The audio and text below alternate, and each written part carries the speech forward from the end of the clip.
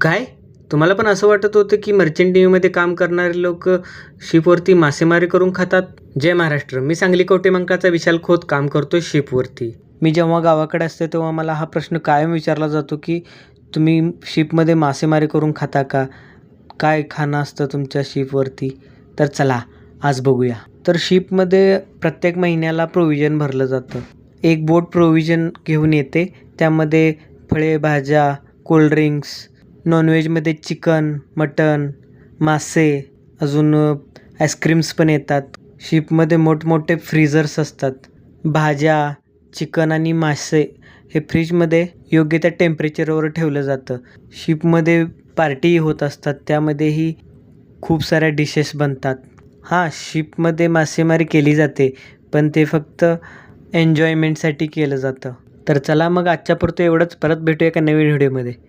Jai Hind, Jai Maharashtra.